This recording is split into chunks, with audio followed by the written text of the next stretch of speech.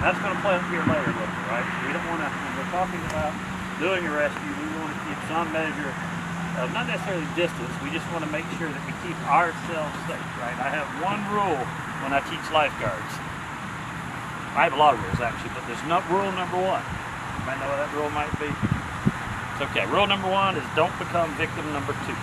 So in any rescue situation, you have to make sure that you're not putting yourself in a way that now we have two victims that need rescued. Okay.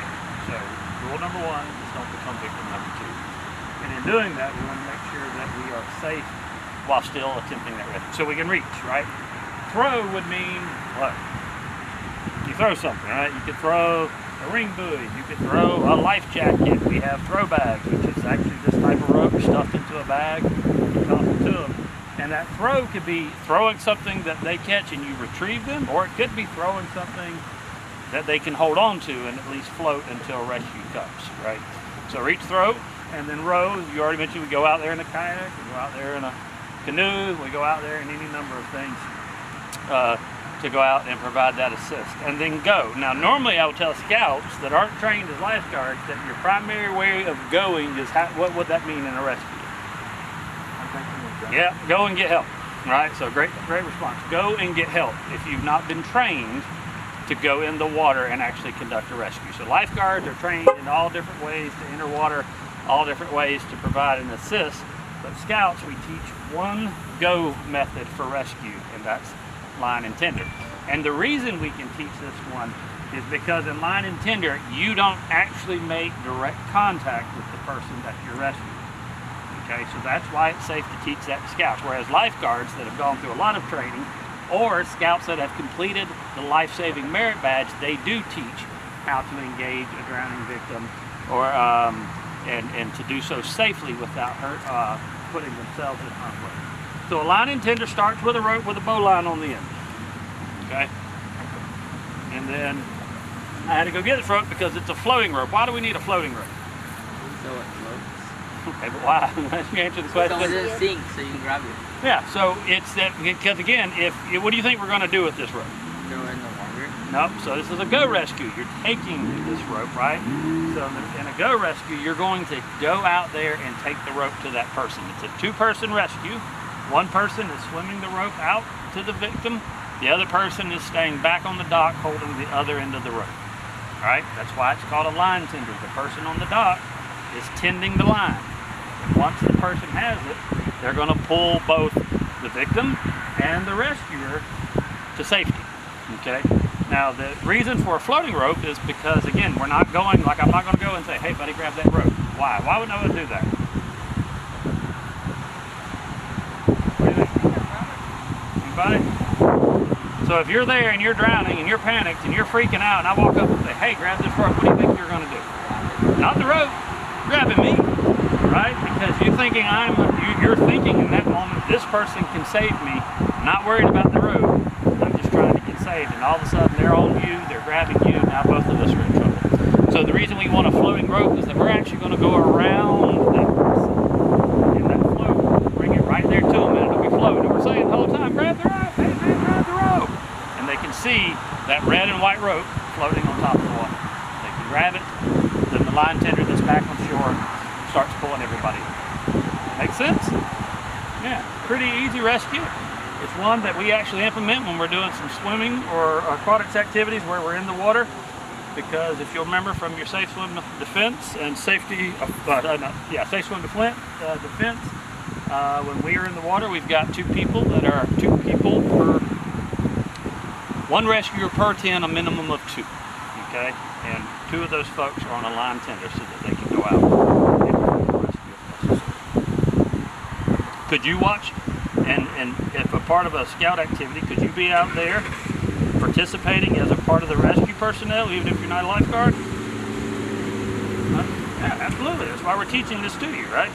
So that you actually, we can have swim activities, we can do all kinds of things like that. We don't necessarily have to have lifeguards. We do have to have people though that have been trained in and know the proper risk techniques. So on the other end of this, I'm tying, it's called a figure eight on bite. Learned that on the knot part. And this is the part that stays in on the guy on the other hand. Now a lot of folks like to put it around their wrist like this and hold it, something like that. Not a bad idea or anything like that as a way of doing that. More than anything, it's meant to be a handle. I like to hold it like this. Why? Let go of it.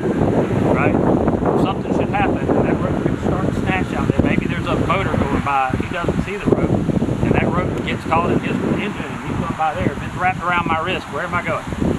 Going with him. So if I've got it on my hand, I've got the ability to, if I've got it like this, it's going to snatch with me. If I've got it in my hand like this, I can drop it. But I still want that loop. That loop gives me something to hold on as a way of the other end of it. All right. So the way this works is, again, person's out there, they're needing help. One person gets in the water and they don't swim to them. What do? They swim around them. So this is not swimming around. Why? Too close, right? This is swimming around, getting way over here. Eye contact, and I'm talking to that person. Hey buddy, I'm here to help. Grab that rope. Grab that rope. All right, not come to me, not, hey, grab my hand. Grab that rope. And by grabbing that rope, they'll be able to grab it, and then we pull themselves to safety. Now the person that's on the other end, again, just like a reach rest, we're going to get low. We're going to start pulling. Now there's a certain way to pull rope. Let's pull that rope tight there. Hold that. And so when we're doing it, not like this, right? Because what, again, there's a certain way. Locking over, grabbing, and then locking it. If I'm like this, and again, he starts yanking, starts sliding out of my hands, right? If I'm like this, I'm locking it into my hands, right? On top. And again, if something happens, I can let go and the rope falls right in front of me. All right, that's the idea. So it's part of keeping you safe, it's part of keeping everyone safe, but not like this. Locking that rope in and then pulling, grabbing over top and letting the rope collect at your feet. Okay? Some of them will try and hold on to it. And all of a sudden I got all this rope and I don't know what I'm grabbing, it's all tangled up. If I'm dropping it at my feet and it starts to go out, it's going to unwind just the way that it was dropped as opposed to not done. All that makes sense? All right, so we're going to practice here on land before we jump in the water real quick. Just what that takes like, or what that looks like. So again, we've got one person that's in the rescue position. Now, again, if you're going in the water and you're that rescue part of it, you're going to take this, it's in the bow line. You're standing like this on shore. Why are you standing like this on shore?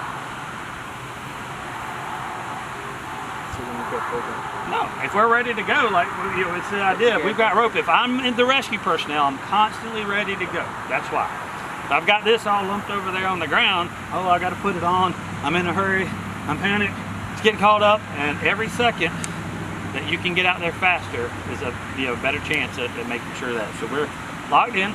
So why don't I just swim out there with it like this?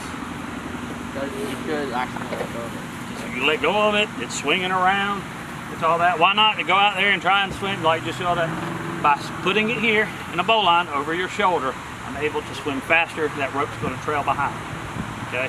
That way we get out there very quick, we go around, and then we slowly start to bring it in and bring it to the person. All right.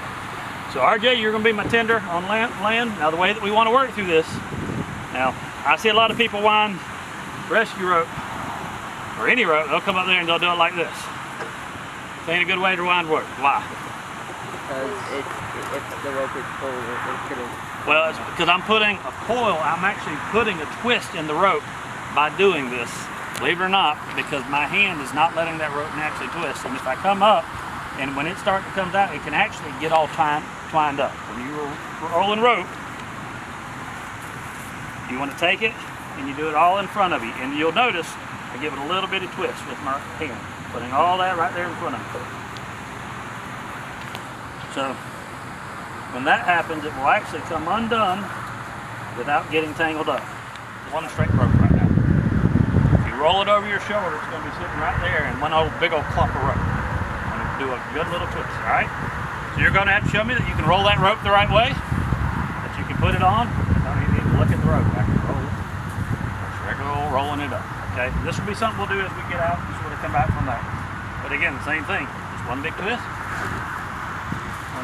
unfurl rope, right? Just by doing that little bitty twist. Works every time. All right.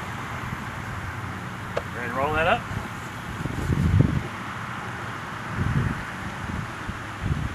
Yeah. So, okay, enough stuff. You want to roll it over your hand. So you stay this way, and you're just going to roll it right, or put it on top of your hand. Make a shelf out of your hand. Set right on top of my hand, just like that. Okay. Get in there. It's harder to dry out, but it's harder to dry out because natural fibers will do what to water that synthetic fibers won't? Absorb it. So it actually makes the rope heavier. Right? It has to work harder. Natural rope doesn't float very good at all because it'll start soaking up that water, and that water will get in there and it'll actually wear the rope out. So we want to always, when we're talking the line and tender and the rescue rope, we always want good synthetic rope.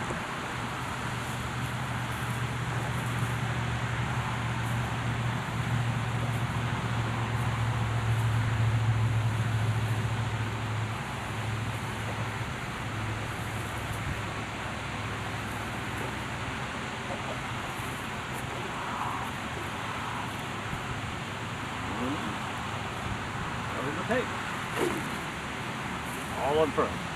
Amazing how that happens, right? And it's all because it's the way the rope is. By lining it over my shoulder, I'm actually putting a big twist in that rope, and it won't unroll just as easy. It could be just fine. It's a new rope. It could probably unroll just fine, but it's not likely to do that.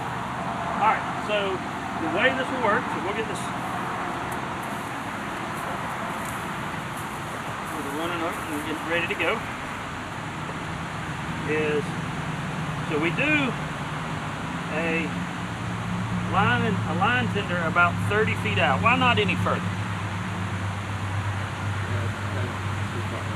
It's not necessarily because it's too far away, right? That's not necessarily the idea of it, but you want to, it's a bit of a trick question. I don't mean for it to be one, but it's a way of understanding that, is that if we're out here swimming, this is a scout swim, we've got a lookout, we've got rescue personnel, we've got an adult in charge, we've got everything that we need. Are we being responsible if there's a scout swimming way over there by the bridge? Not at all. Mainly because I don't have a designated swim area, right? I can't see what's happening over there. And so the idea of that is when we're doing these types of swims, we should be within, or we shouldn't ever need to do more than a 30-foot rescue is about the way that I would say, right? From different spots. Not that it couldn't be a little bit longer, but the other part of that is that it also would be a good idea that the further they are, you'll get to them faster by a road, like taking a canoe, taking a kayak, or doing something like that. And so we're also just thinking, but the other piece around that is you can't sit here and hold on to 500 feet of rope, right? I mean, this is 50 feet, this is pretty long right here. Double it, it's 100, and all of a sudden it's a lot of rope, right? And so part of that is, ideally you shouldn't need to do any longer of a rescue than a 30-foot line tender. But 50 feet, make sure that you've got a little extra, nothing wrong with it. Okay, so the way this will work, we'll get it all lined up. So there's two people. Maybe you'll be my rest. You're the go. All right. Nope, you don't hold that. He holds that. That's it. You're standing there. This is what you do and should be doing about 99.9999% of the time. Sitting there, standing there, ready to go, right? If you are actively having to rescue a bunch of people, then we're not being responsible from our safe swim defense standpoint, right? So most of the time, but this means that we're standing here and we're watching water and we're looking for that. We're not sitting there and saying, hey man, you watch the game today? Yeah, man, I don't know what it's gonna be. We're not talking and having a conversation. We're looking at water, we're paying attention to people that are swimming, okay? That's a job that we need to take very seriously because you're there. That's your commitment to them that we're going to be able to take care of the people. All right, Robert, come on out here, man.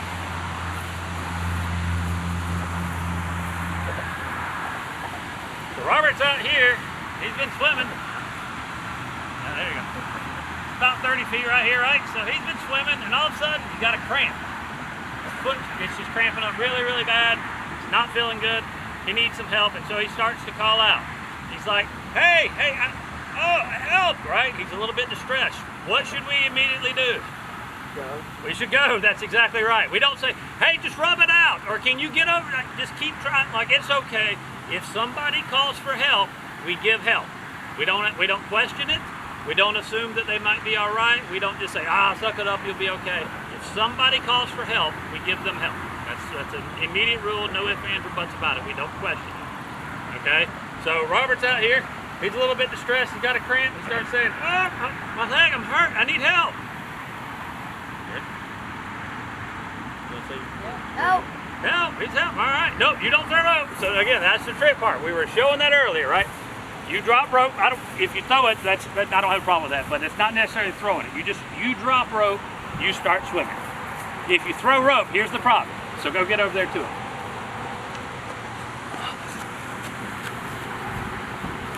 Yeah, there you go. Yeah.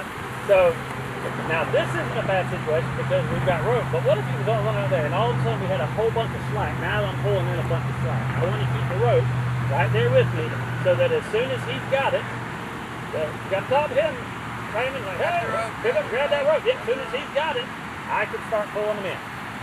We start pulling. And this is, you're talking to him the whole time, Raymond. You're just saying, hey man, we got you. Calm down, calm down. Can you float with me? Stand to reach. Yep, stand to reach though, right? So the whole time we're bringing it in and dropping the rope at her, right? So we want to keep that rope close to us so that as soon as that kid's got the rope, we're starting to pull him in immediately. No ifs, ands, or buts about it. Got it? Let me call man. Ready to do it? Remember, it's not very deep right here. So feet first, short, shallow jump. That's not how it goes.